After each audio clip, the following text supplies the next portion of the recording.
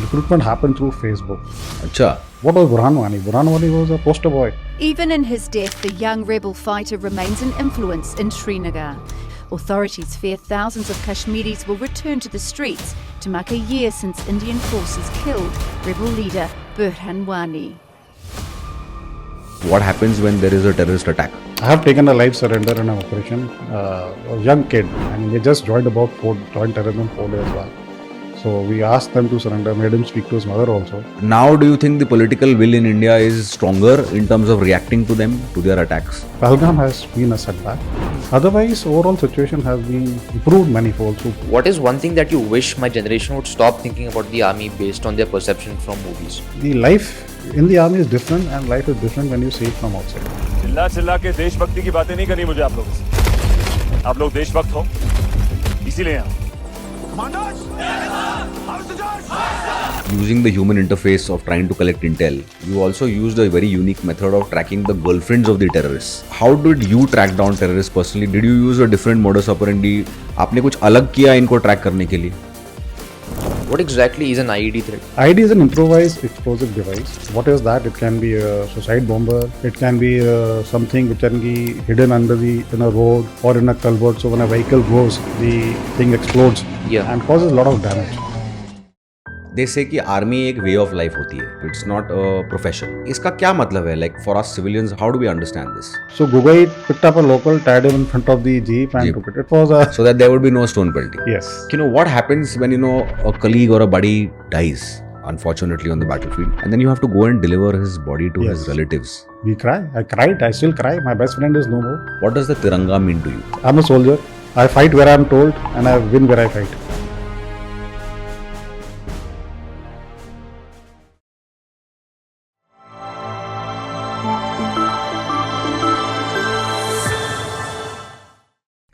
Namaste and welcome to this episode of the OddCast Show. The platform, the OddCast Show, was started by my son and me to talk about stuff that's odd but relevant. No topic is taboo. And if you're liking our content, please like, share, subscribe, comment and hype our videos. Today's episode is very dear to both of us because, all of us remember God and the army only during calamities. And today we are joined by Brigadier Grewal ji, who is coming from a very illustrious background. He's a third generation army officer and his grandfather has been in the Navy as an admiral. His father and chachas have been in the army and now he is in the army. And Namaste sir and Jai Hind. Namaste. Very Jai, welcome to thank the you show. so much. I hope you're liking it over here. Yes, thank you so much. It's a little sporty, the environment. Yes, it is. Yeah. But sir, my first question is that, they say कि army एक way of life होती है. मतलब it's a way of life. It's not a profession. Yeah. तो ये इसका क्या मतलब है? Like for us civilians, how do we understand this? So army is a way of life because, as you are groomed in the army, once you join the army, there is a sense of commitment, responsibility, patriotism which is built in you. Things like or qualities like integrity, responsibility, discipline, they are etched in your DNA. And it all happens due to rigorous training and the camaraderie that you share in your units. These shape your thoughts, your opinions, your personality. So wherever you go, you go in a party, you're there with your friends, classmates. So your moral compass is always correct because everyone looks upon to you as a role model and you live up to those expectations because of the kind of training, the kind of environment you come from, the kind of camaraderie that you have seen. So it's built in your system. So when you leave your office or your unit, so all these values go along with you. So it's not just a career, it's a way of life and it continues. Beautiful. But sir, I recently heard that you retired. Yeah, and they generally say that, an army officer and his or her rank never retires. So I want to understand the meaning of that and why did you retire then? I took premature retirement. I had got about 30 and a half years of service. I'm an infantry officer. So I was from the Maha Regiment and I'm a battle casualty. I got shot in an operation and that was way back in 96. I'm still carrying that bullet in my body. Really? So yes, so that bullet is still inside me. So over a period of time, I didn't realize one part of the leg became heavier. So the other knee was taking the weight. So that knee got affected, and then to offset that pain on the other knee took charge, and eventually I developed arthritis. I started limping, and then being a third generation officer, like you said, I've got a lot of pride and self-respect in me. I couldn't walk with a limp, so I decided it's best that I put in my papers and go out. I may have probably got my next rank also, but I thought maybe quit when not quit, maybe take premature and go out with dignity. Rather, I didn't want anyone to see me limping. So I had that much of self-respect and pride in me. Beautiful. But sir, I want to talk to you a lot about your counter-insurgency operations and the kind of the ways in which you have neutralized terrorists. But Sued, the young boy here, is very eager to ask you a few questions, so I'm going to let him jump in first. Actually, I had a question regarding your first day at NDA, but before that, I just wanted to ask about the bullet in your body. Do you still feel that it's there, or has it just become a part of you now? I don't feel a thing. It doesn't come in when I go for my flights, it doesn't come in the handheld metal detectors. Take an X-ray, it will come. So what happens is, there are a lot of people like me who've got foreign bodies inside, foreign objects inside their bodies.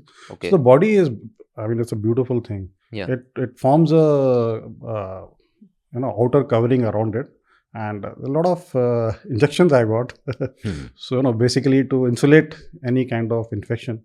So and it has been there for more than half my life now. Wow. How does it feel like when the bullet enters your body? Because that's a question that everyone in my generation has. Okay, it's very difficult to answer because it happened in the thick of operations. I was chasing terrorists and a lot of firefight going on. So when I got hit, I felt as if someone has pulled my leg into the ground. And as a soldier, you don't want to be shot. Yeah, of course. No, shot because then if you get shot, you're out of action. Yes. You don't want to miss combat. I am third generation. I wanted army. You love combat, huh? I love combat. I wanted to see the combat, and that is why I opted for the infantry. So that is the first thought which comes in mind, and then of course the safety and welfare of your troops. Firefight, anything. Anyone can get hit. In fact, that day my buddy got shot. We got shot through from the right side. The bullet entered from his right side of the face and came out from the left side. Wow. So very intense operation, and we were able to neutralize every one of them who was part of the terrorist group that day. Though it took time, but we did that. So physically, yes, I don't remember it paining that time. But of course, once you get hospitalized, you have the treatment, you get stitches, something like that. It pains, but then people have worse fractures and they do recover. So you have a recovery phase. So I recovered, but then I had other issues, which I didn't realize at that point of time. Otherwise, no issues. Today morning I went for a run. I'm recovering from my arthritis also. So it's part and parcel of your body now. And now you're doing your podcast. I'm doing a podcast. Here I am. So my next question is regarding your first day at your army training. So the impression that I have as a Gen Z is what I've seen in the movie Laksh, based on how he navigates his first day training. Is it really like that, or is it much more? Yeah, Laksh is a very good movie in the sense they showed a Delhi college boy, with no defense background going. Most of them are. Even I am third generation, but nothing prepares you for the academy. Your first day when you go to the academy, you have lesser hair than what I have today. You hair a cut, your identity is not finished in the sense you're put along with your course mates, what you call batchmates in college or school. You put in a company or a squadron if you're in India, a company if you're an IMA or OTA. And those guys are your lifeline for your next 30, 40 years. You meet a course mate after 30, 40 years. So all the rigorous training you do it as a team. So that is the time you realize that life is not about yourself. It is your, you're in India, you're a squadron, if it is your company. And eventually when you join your unit, like I'm from the infantry, there are 800 personnel in infantry battalion. First day, you feel daft seeing those 800 guys, and the men especially look up to you again as a role model. So they make you part of the team. They make you feel part of a bigger system than yourself. And that camaraderie which builds up, they take you from there. There is no looking back from then onwards. Beautiful. Wow. But sir, you have served in many sensitive areas like Pulwama, Shopian and the valley, of course, in Kashmir and all that. So वहाँ का माहौल क्या है? Can you walk us through what happens when there is a terrorist attack? So things have been improving lately. I'll say Pahalgam was a very sad incident and targeting civilians, tourists. That is the most cowardly act that someone can do. Other than that, if you look at the valley today, other than this incident, the tourism that picked up like anything. my last tenure in the valley was from March 21 to August 22. So every year, in spite of COVID, there were more than 1 crore tourists coming in. That's a big number. That's a very big number. Going to Gulmarg, going to Pahalgam. So there were good signs of normalcy. The security forces, I mean, they've done a fantastic job. When I talk of security forces, the army, it is the CRPF, it is the JK police, and of course the security, all this security, all the intelligence agency. I mean, it is a whole of government approach which had brought so much of normalcy into the valley. I was commanding my brigade, my sector, Rashtra Rifle sector, which had my area in Pulwama, Shopian, Badgam, little bit of Kulgam. And my time, there was a lot of contacts, or as you know, or you call them encounters. Things improved by the time I left. And most importantly, what we could do was control the recruitment. So when I left, there were just 3 local terrorists left. So that was a good sign of improvement of overall situation in the valley. The tourism was a very good indicator. There's a place in Pulwama where I think we got the second largest pencil making hub in the country. Oh. And it was announced in Prime Minister Modi ji's Man Ki Baat also. Acha. It has come there, it is figured there also. Acha. So, I mean, a lot of us are not aware about it. So, a lot of prosperity, a lot of business taking place. But this Pahalgam has been a setback. Otherwise, overall situation has improved manifold. So, what it was, say you go back to 2009 or you go back during 2016. But in 2009-16, it was very bad during Burhan Wani's time. I mean, there were a lot of, when Hariyat was very active, there were so many hartals. You know, there were hartals going on non-stop for 6 months. The valley used to come to a halt. So, from there onwards, there's been a generation of security forces who have laid down their lives to ensure peace in the valley. And the biggest indicator in terrorism is local recruitment. The local recruitment is finished. I mean, it's actually finished, or is it's minuscule? Not minuscule, hardly there. Very little. Very little. So, sir, offline, you also told me that, using the human interface of trying to collect intel, you also used a very unique method of tracking the girlfriends of the terrorists. So, how did that play out? Does that actually help? Oh, yes, it helped in a big manner because the terrorists will not stay in one place at one time, because his survivability is on his ability to merge into the population and keep, switching places. And somehow the Robin Hood image of terrorists, especially the senior terrorists, carries a lot of heft and, so a lot of popularity. So, and of course, girls would, get enamored. And if you see in Valley, otherwise, there are no local heroes. So, these guys used to become the local heroes. So, because of sustained, terrorism for about 3 decades. So, then these guys would take advantage of that. So, once we came to know that these and these were the girlfriends, so we used to track the girlfriends, both on human and tech end. And then we used to pick up a pattern. And then we used to realize that so-and-so date is going to come and meet them. And that is the time when we used to have a contact, or as you said, encounter. And then you would just very successful. Encounter them then and there. Yeah, so it's not just that once he is there, you confirm he's there. The ways of confirming by phone, by tech end, by human. And then we used to launch an operation, carry out a cordon and search. And then, of course, every cordon and search, we used to ask the terrorists to surrender. I mean, that is the standard operating procedure for the army. And I have taken a live surrender in an operation. A young kid, I mean, they just joined terrorism 4 days back. So we asked them to surrender, made him speak to his mother also. And one of them agreed to surrender. 3 didn't. So the chap who surrendered, we got him back. So that's all. Tracking girlfriends. That's wonderful. Yes. It's there on YouTube. I can give you the link. Sure. We made him surrender. That's a good operation. Very good. Excellent. I mean, we want, it's not just neutralizing, it is neutralizing the threat. These people have been waylaid, misled. The mindset. They've been brainwashed to some extent. And more for, romanticism, more for that Robin Hood image. You can grow a beard, have long hair.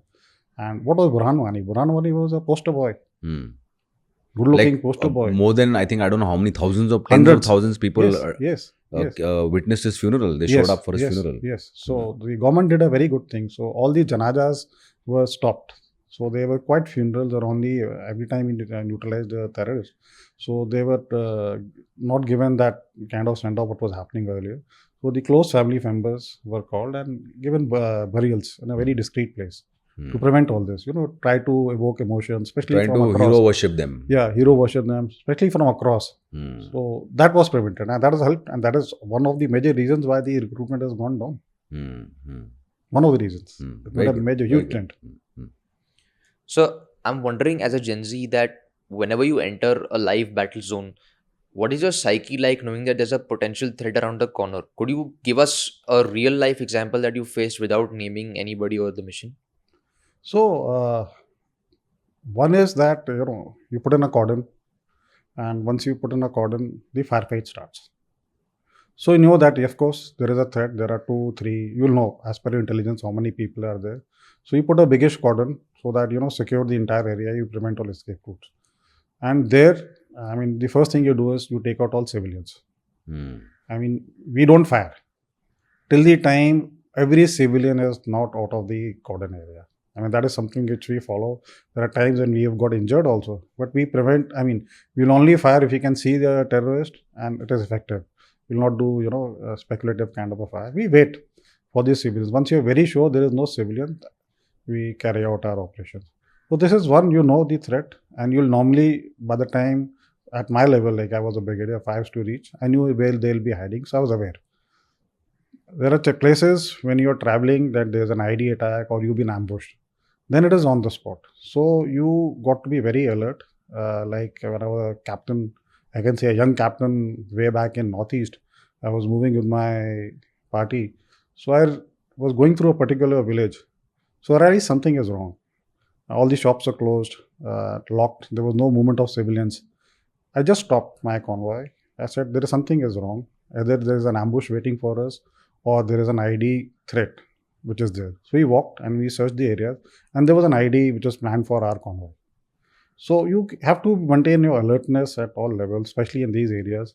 So every day you go out, you think you are mentally prepared. You prepare yourself mentally that today there will be a contact. Either on the road or when I carry out a cordon search, there will be a contact. So mentally you're always alert. So with that psyche, when you go, so you're well prepared and you generally cater for all the contingencies. Sorry, what exactly is an IED threat? IED is an improvised explosive device. Okay. So what is that? It can be a suicide bomber. It can be something which can be hidden in a road or in a culvert. So when a vehicle goes, the thing explodes and causes a lot of damage. The Pulwama attack, in which we lost 40 CRPF personnel, was a suicide bomber. So that IED was in his car where he rammed the car into the bus and it got detonated and we had so many casualties. So that's an IED. Okay.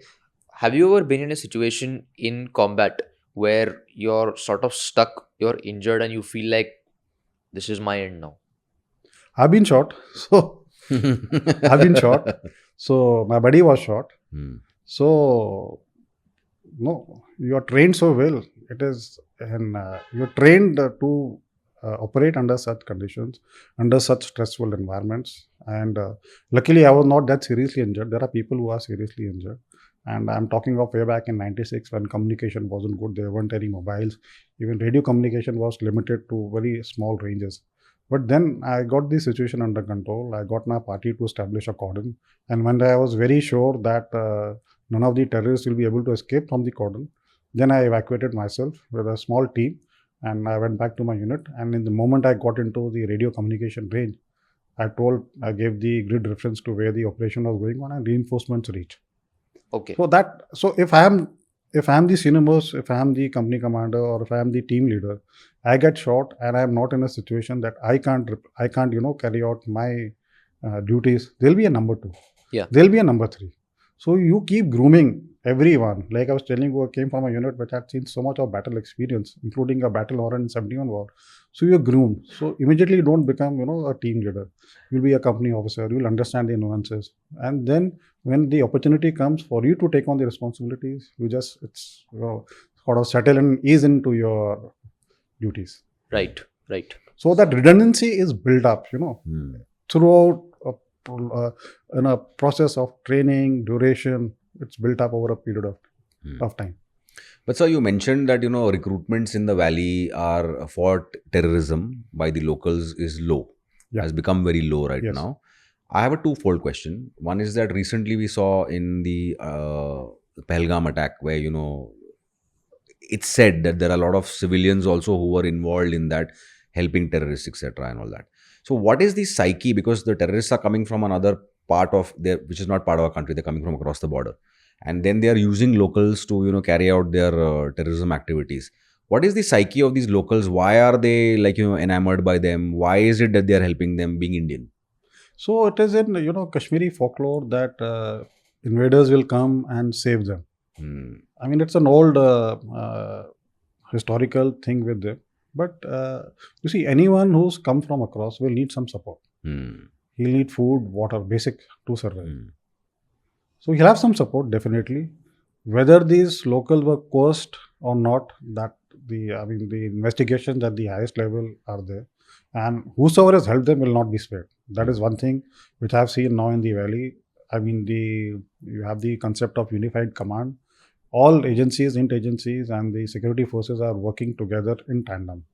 So they will, and I think 3 days back, we killed 3 of them. The army kilo force killed 3 of the terrorists involved in the Pahalgam attack. So they won't be spared. That is a given. The army security forces will hunt them down and they will not rest till the time they are not hunt them down. 3 were killed in Dachigam forest area and 3 terrorists were killed in Kulgam 2 days back. So that relentless operations will continue. And support, yes, there is support. Without local support, it won't, you know, it's difficult to execute operations. But now your question on recruitment.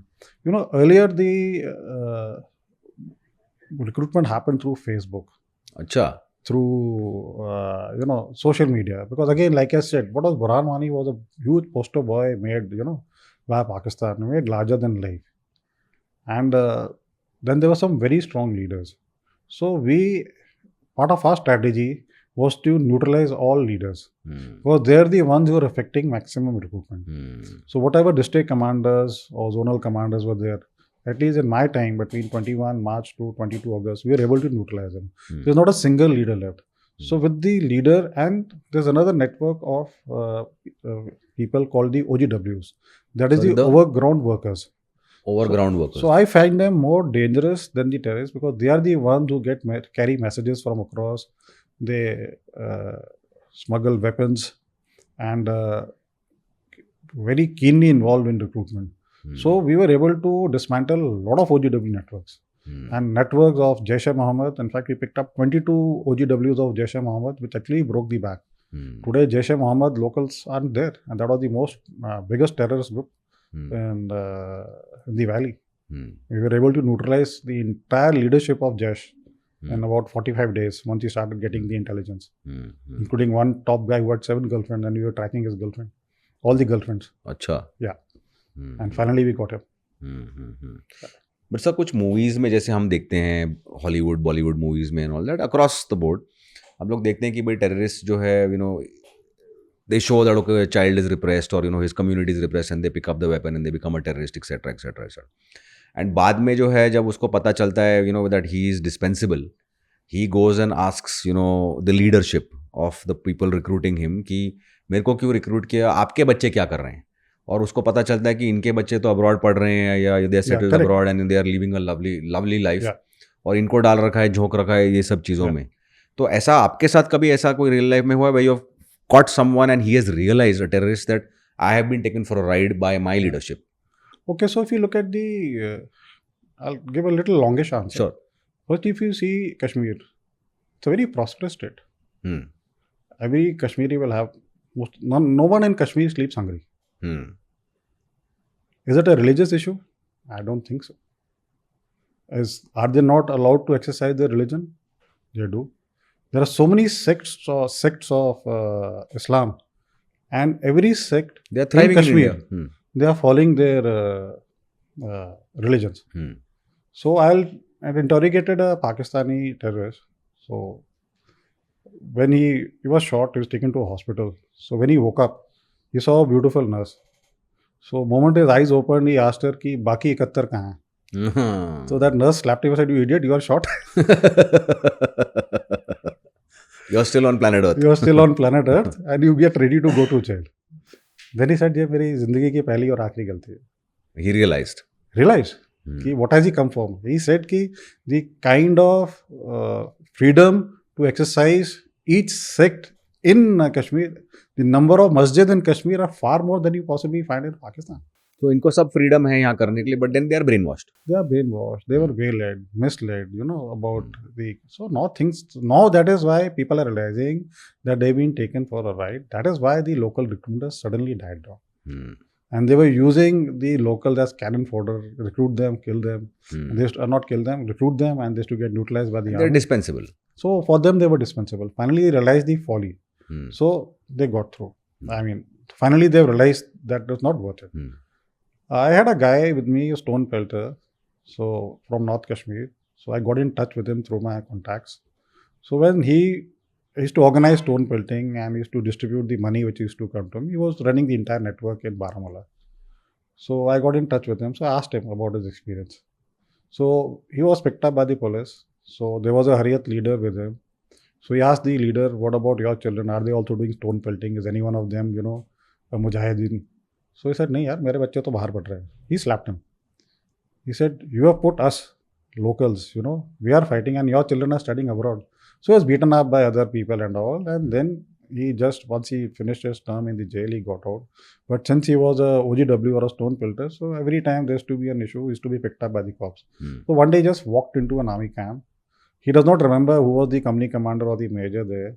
He said the army officer listened to his stories and he took him under his wing. He spoke to the police. They stopped, picking him up.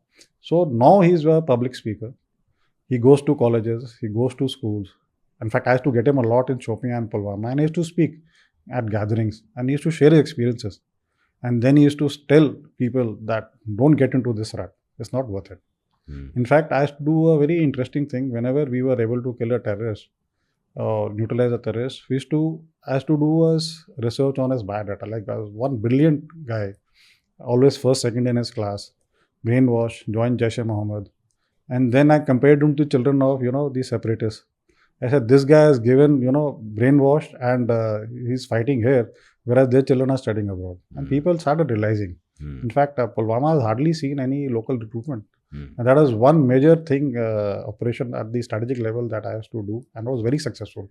People finally realizing there is foolhardiness in, picking up arms and what are they doing?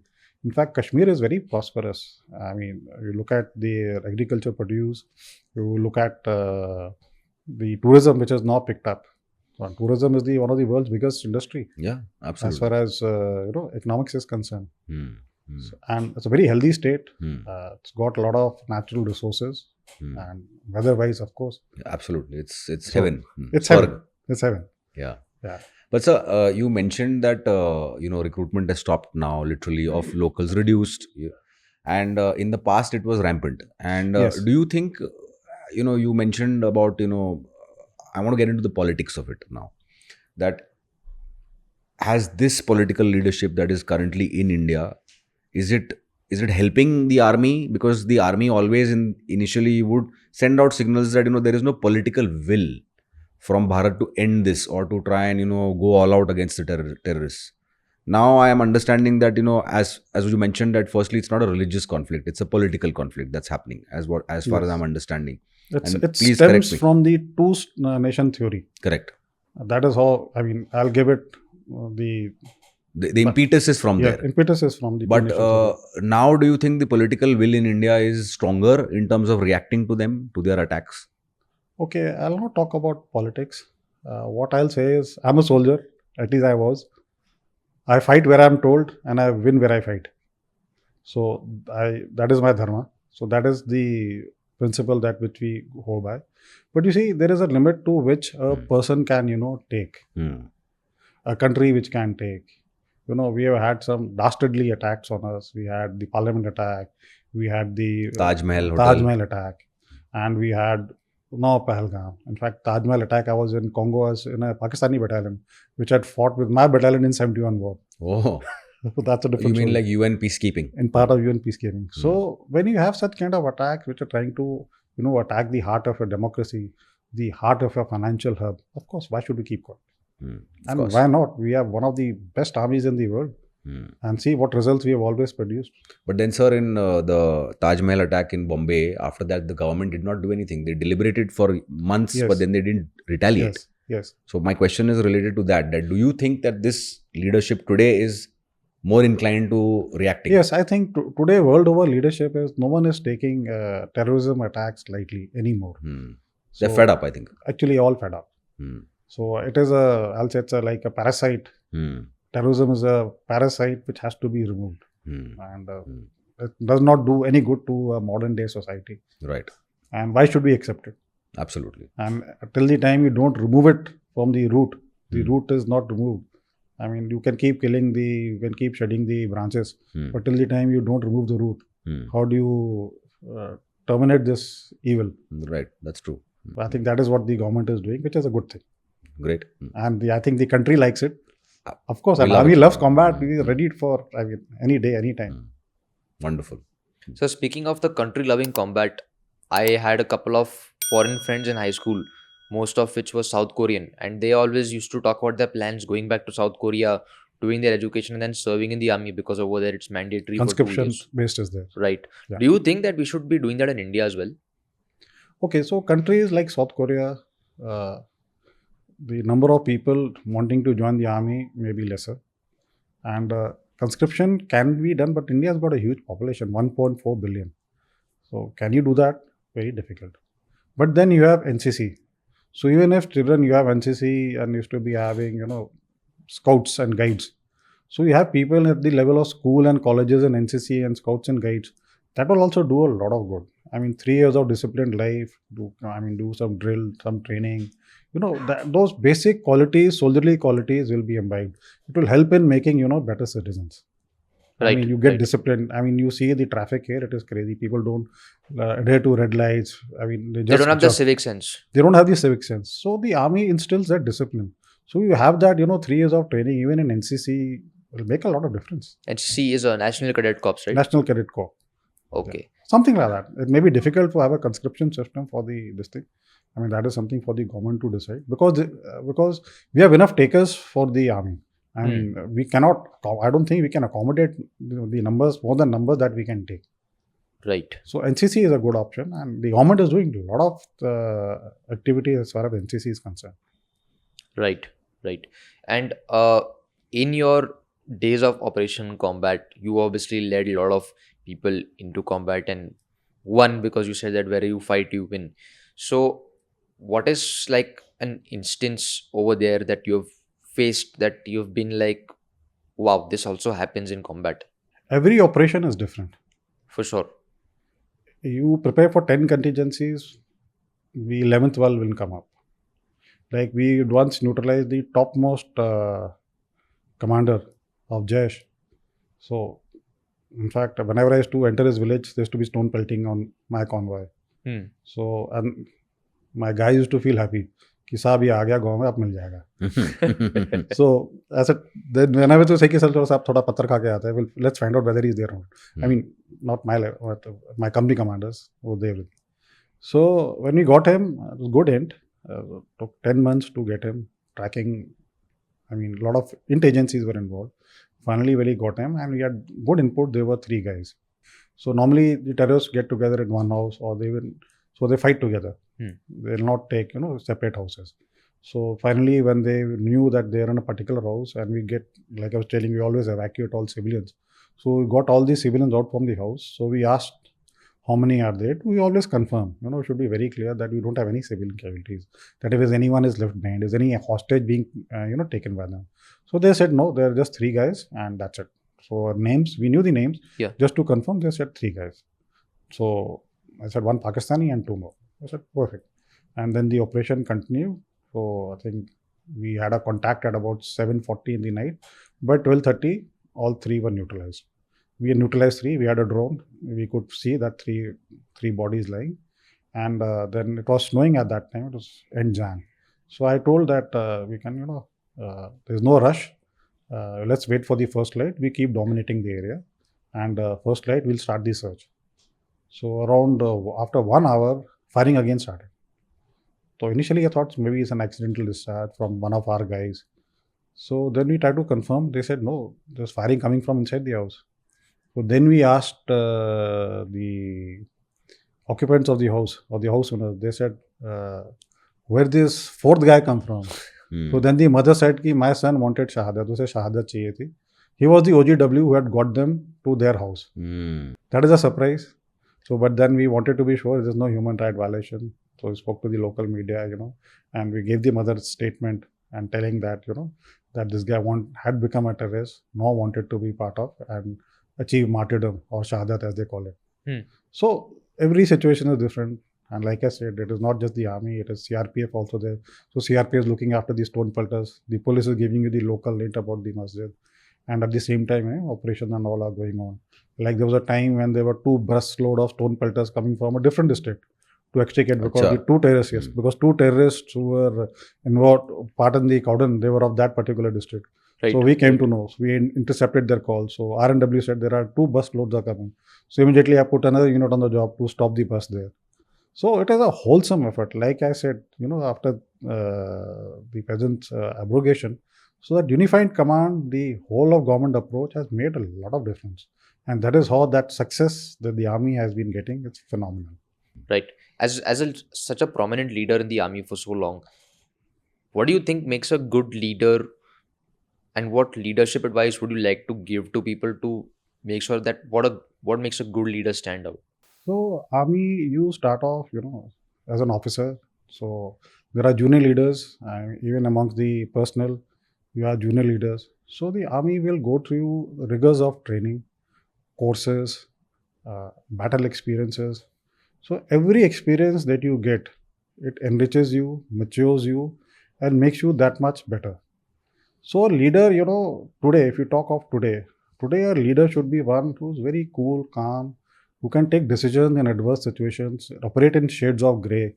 You not know there are 3 guys or 4 guys. Is he a civilian? He is not a civilian. So, but you have to be very clear in taking a decision. I mean, like in a masjid, you have to be very careful to maintain the religious sentiments of the locals, how you operate there. Like when you call on a Kashmiris don't take they don't wear shoes inside. So you leave your shoes outside. So it is a kind of respect that you want to give. So a leader has to have a good understanding of the place where he is, understand the local customs, understand the sentiments, have a good knowledge of the religion, so that he advertently doesn't hurt the sentiments of the locals. And as far as own personal are concerned, who's calm in any kind of a situation, who's able to take decisions and have broad shoulders, things will go wrong, things will go south, you'll have casualties. And in operations, there is no guarantee it will go the way you planned. Everything possible will go wrong. So you maintain your cool, you do your hand holding and give clear, concise orders. And don't interfere with the men who are on ground, who are at the execution level.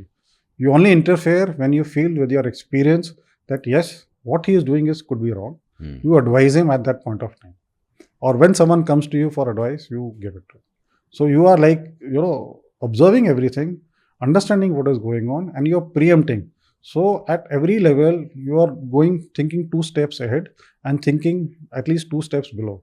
That what at the lowermost level, what a guy is doing, and what should I be doing 2 steps higher than me, 2 ranks higher than me, or 2 steps ahead of me. Like if my operation is about to culminate, so I need to have an escape, I need to have a route to extricate myself. If there's stone pelting going on, if it is going on, which route should I take, or which route should I sanitize? Do I need additional troops? Just giving you a hypothetical example.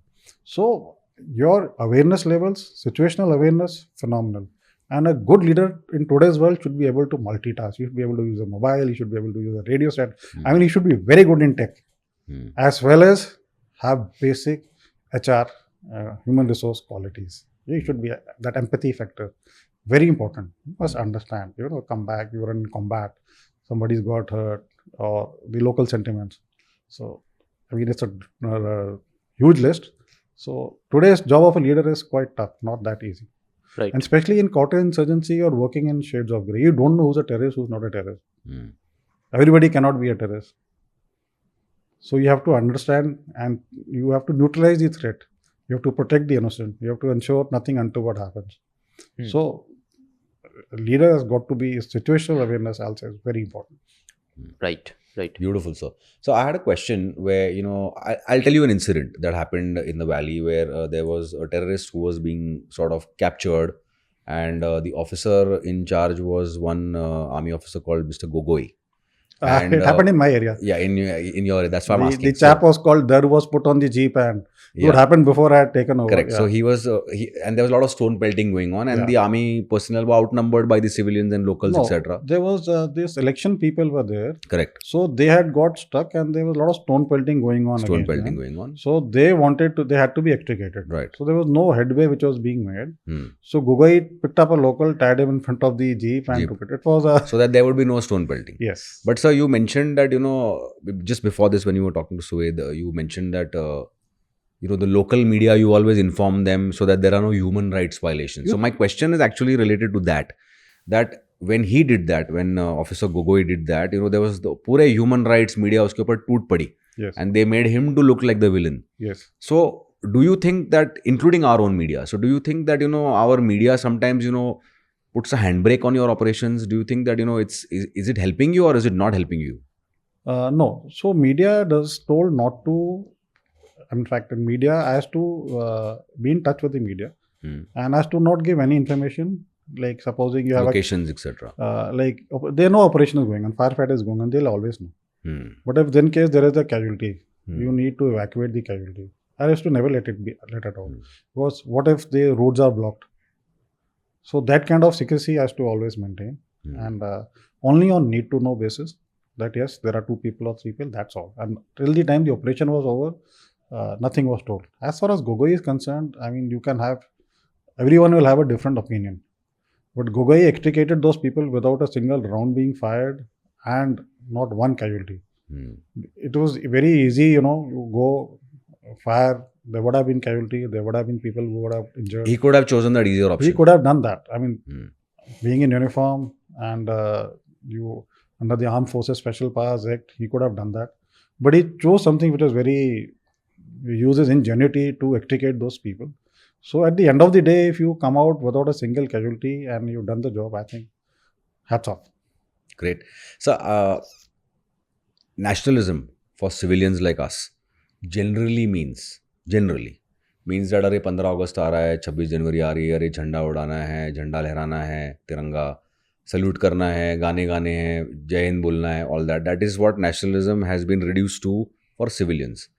And you are coming in trained with a mindset from 3 generations that मैं तो देश के लिए भी जान देने के लिए तैयार हूँ. So what is nationalism exactly?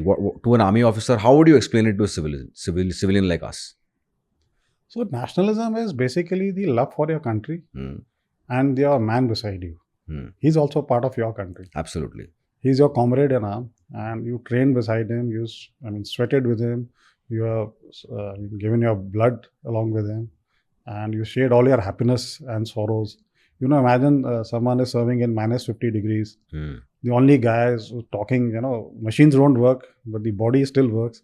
So he's your lifeline at that point of time. So our nationalism comes from comradeship that we share, the kind of training and discipline with which we are brought up. Of course, defending your nation is your dharma. That goes without saying. And the bedrock is training.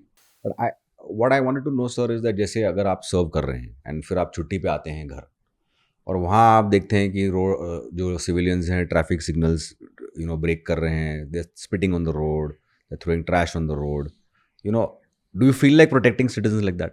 They need to be because educated. that is also nationalism. Yeah. So they need to be educated. So like when you go to Kashmir, you have terrorists who are misled.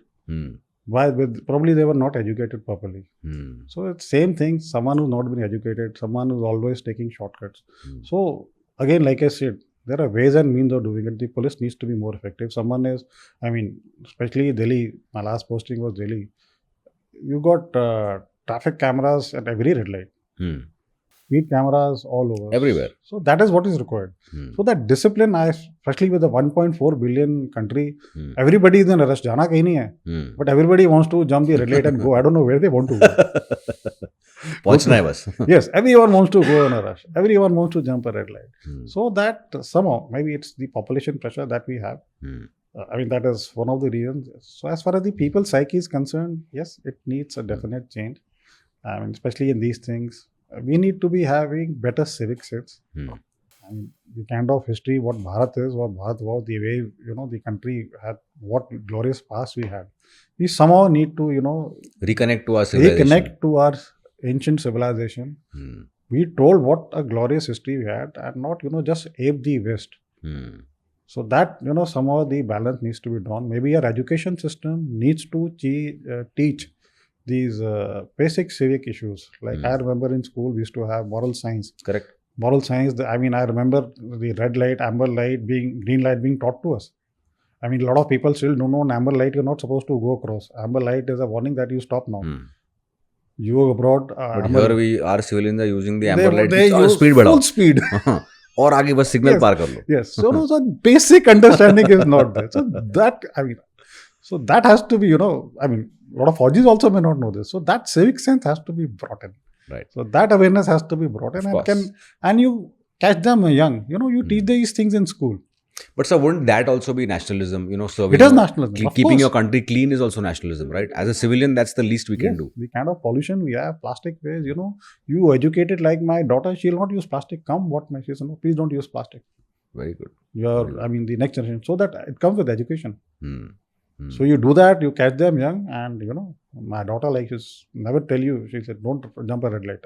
So I like it. So, when children start telling their parents that what you're doing is wrong, obviously, so parents will also improve. Of course. Makes a we difference. all have room for improvement. Absolutely. Of course. But sir, I had a question. एक तो हमारा एक दुश्मन है जो border के उस पार है, and their political leadership throughout the years has always built this narrative that bleed India with a 1,000 cuts, bleed India with 1,000 cuts. So my question here is that should we as a nation be playing sport with them? So as long as, it's a or inviting their artists to come and perform here and giving them money and economy and etc. Will they want the same with us? First, I don't know. So, if you think, will they want the same with us? They would want India to go. Of course they want, because, that is one way. उनके लिए तो पैसा ही है ना sir, अगर Indian everything team is uh money. जाएगी तो. You see, Sri Lankan cricket team went and they got shot. So one is the security aspect. Even this side. No, but maybe in a neutral venue also. There are a lot of Indians who say that don't play. Yes. So, we are still fighting them here on the border. So let the sport people fight and beat them. And India has got an excellent record both in hockey and cricket beating, especially Pakistan in every World Cup. We've yet to lose a match. And the kind of unity the country unites and kind of celebration we have after beating Pakistan is phenomenal. So why not play and show them their place, even in sports? Okay. Show them that we are better and beat them. Great. Why should we, shy away? Let's beat them. Let's beat them in their own. They think they're better than us. No. So we beat them in the game. As far as allowing artists, why should we allow the artists to come? I don't think we should. Why should we allow them, to get any financial gains from us? I will, have a little radical view on that. Why should we allow it? Of course. Why can't they do it in their own country? Why come to India? Most Indians think the same. Yes. Why? They let them make the money or go anywhere in the world. Why come to India?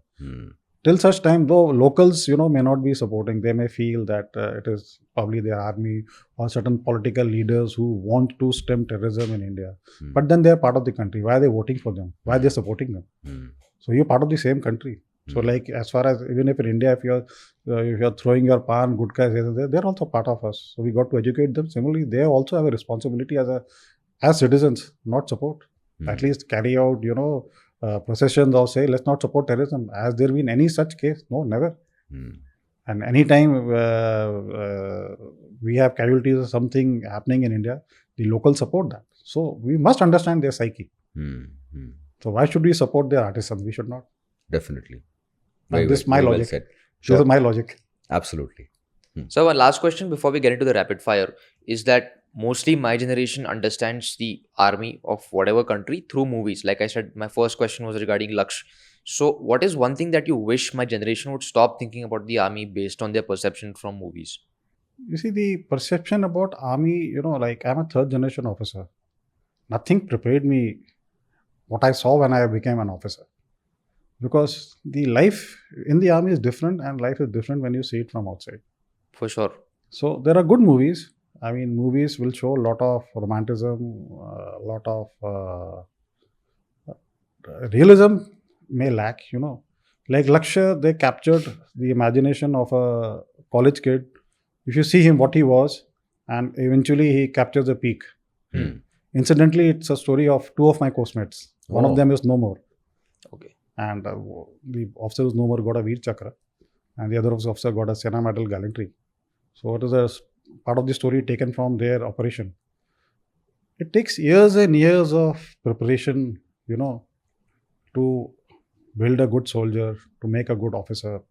Not just the training part. I mean, training is 3 years NDA, 1 year IMA. And similarly for the Jawans.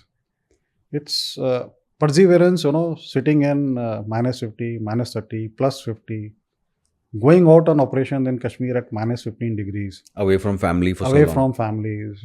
Every time there's a breaking news, encounter starts in Shopian. So my daughter would send me a message, you have a contact? I said, yeah. And then, then there's a flash, one injured, one soldier loses life. So imagine what the families are undergoing there. So these aspects, these emotional aspects are not brought out in the movies. The movies don't bring out the preparedness which goes in. We were talking of cordon and search. My units, they used to do 90 cordon and search, and after that, we worked out the mathematics. And then they used to have one contact. 90 is huge, humongous. It's like finding a needle in a haystack. Yes, Yeah, for sure. Yes. The kind of effort which goes in, that effort is not visible. That hard work is not visible. Right. So if in case the movie shows that there is a party, तो party badi karte. Singing song, nothing like that happens. I know, I swear. So it's not like that. It is not like that. That hard work is not seen. It's a somber and serious mood out It's not seen. You are in a cordon. That cordon, you have got 40 houses. Take 12 hours. It's snowing. It's raining.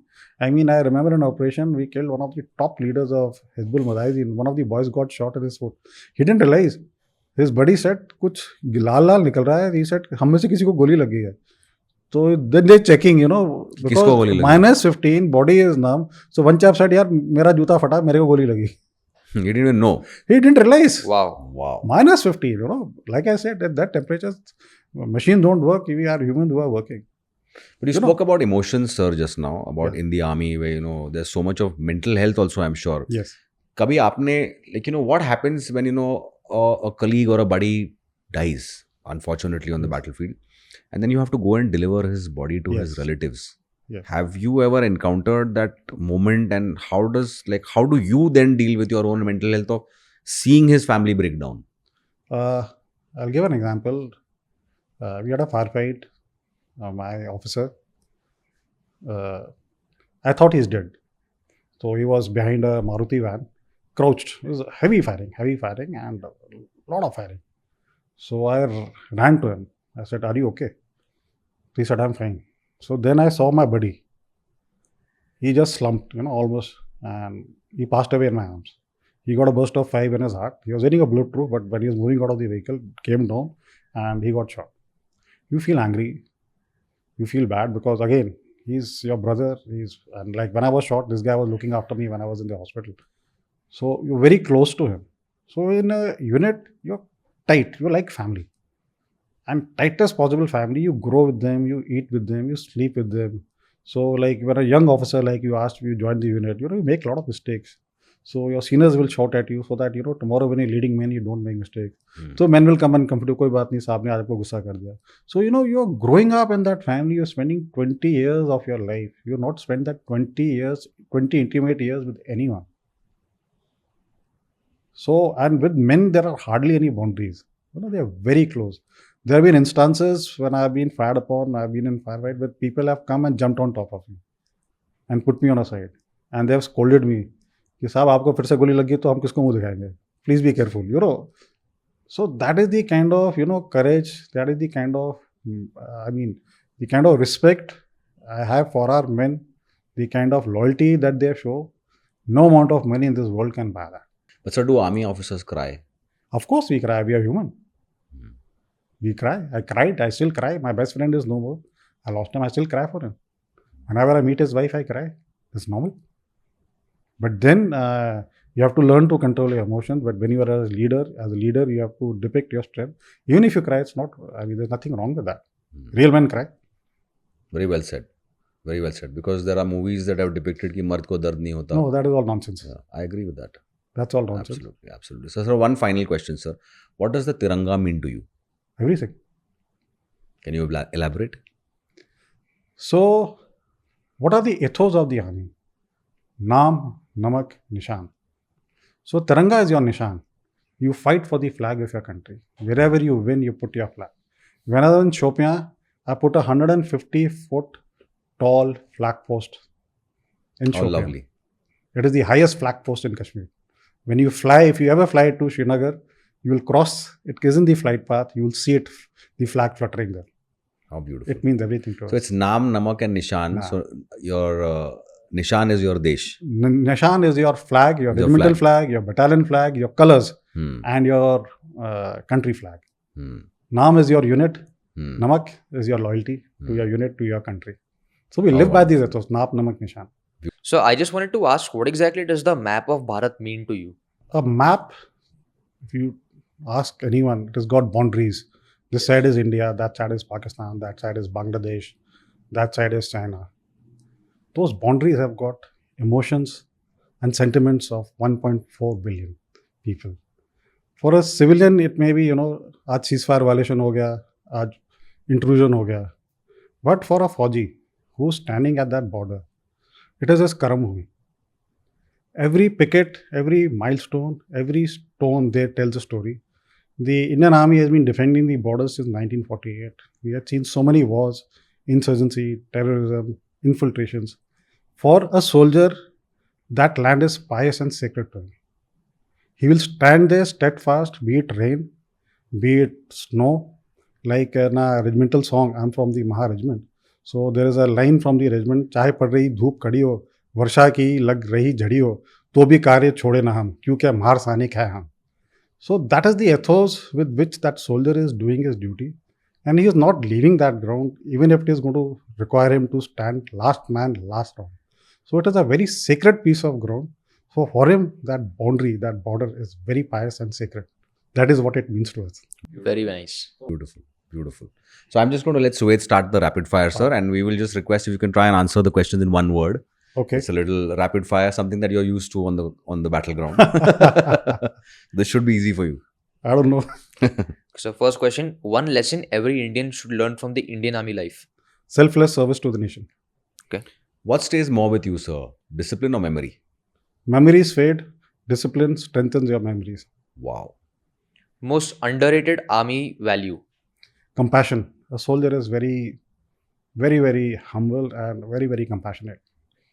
So Humane. If not the army, sir, what would you have chosen? Oh, probably would have been a traveler. I came on my bike from Chandigarh to your city. Oh, wow. 2,000 kilometers and I drove alone. Maybe have a travel log, have a travel agency. I don't know. You would have been a traveler. But anywhere which would have less bullets flying. But you didn't come on a bullet, right? I have a on Harley. the bike bullet. I got a bike. I Okay. have a Harley. So, Harley, okay. One moment from the battlefield that you'll never ever forget. 5th March 1998, I lost my buddy, Sarjiro Akram Londe. Sorry for your loss. Your proudest moment in an operation? It's very difficult to give one moment. I can say the day I handed over my command, I commanded an Ara sector. I left satisfied because recruitment was just about finished in my area and there were just 3 terrorists. You mean terrorist recruitment? Yes. The terrorist recruitment is just about left. It got over. And just 3 terrorists left. Couldn't have been more satisfied. Wow. Thank you so much, sir, on behalf of all our citizens. So what is the real reward of wearing the uniform? The salute and trust of 1.4 billion Indians. So one trait that makes a soldier great? Courage in difficult conditions and unwavering decision making in shades of grey. Okay, lovely. Any one film that you think got the army completely right or almost right at least? Laksh, you've been talking about. I wonder if you've seen Angad. Yeah, I've seen I it. haven't seen. You won't have seen, your generation. Fabulous. Beautiful movie. I think Crazy. it is a must. It's on Yeah. NDA. It's about a Air Force cadet and where he blossoms. And Of course, I'm an infantry guy. Prahar, Nana Patekar. Yeah, Nana Patekar. Amazing movie. In fact, that's a very good movie on civic sense also. Very good movie on civic sense. Yeah. And so the bullet you still carry, is it now pain or is it pride? Always pride. I joined army to do soldiering. I realized I can't do anymore, so I put up my papers. Okay, great. But I'm sure that now you will go around educating us civilians on how to love your country, because a lot of us seem to have lost it. But so I really, really want to thank you. I'm honored. I'm deeply honored, and I'm actually humbled to be sitting in your company, to know that you have done so many counter-insurgency operations and neutralized so many terrorists. You've done so many changes in your career, and I don't think that I've met a prouder officer, a more beautiful the way you have explained everything to us, and I really, really appreciate it for you to come down all the way on your bike from Chandigarh to our city, and it's just wow. I love meeting people like you, and it's so lovely to have you on our show. Thank you so much, sir, and Jai Hind. Jai Hind, pleasure was all mine. Thank you so much for having me over. And if you guys like this podcast and you liking our content, please like, share, subscribe, and hype our videos and do comment. Thank you so much, and Jai Hind.